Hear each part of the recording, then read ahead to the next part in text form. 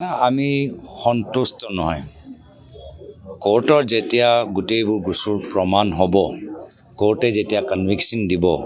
কোৰ্টে যেতিয়া পানিশমেণ্ট দিব তেতিয়াহে জুবিন গাৰ্গৰ পৰিয়াল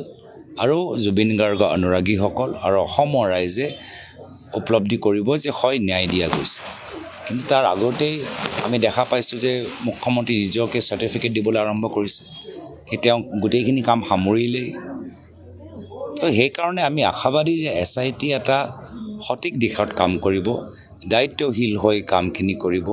আমি এজন মহান শিল্পীগৰাকীৰ মৃত্যু সম্পৰ্কত তদন্ত চলাই আছোঁ তদন্তটো উচিত দৰে হওক আৰু সেইটোৱে দুখ যে আজি তাৰিখত তদন্তৰ নামত কেতিয়াবা মুখ্যমন্ত্ৰীৰ মুখৰ পৰা যিখিনি কথা ওলায় আমি কোনফালে সমাজ হিচাপে কোনফালে গৈ আছোঁ ৰাজনীতি কোনফালে গৈ আছে মুখ্যমন্ত্ৰীৰ চকী যি এটা গাম্ভীৰ্যত থাকে মৰ্যাদা থাকে আজি এই গোটেই বিষয় লৈ ৰাইজ আজি চিন্তিত মনত ক্ষোভ লাভ কৰিছে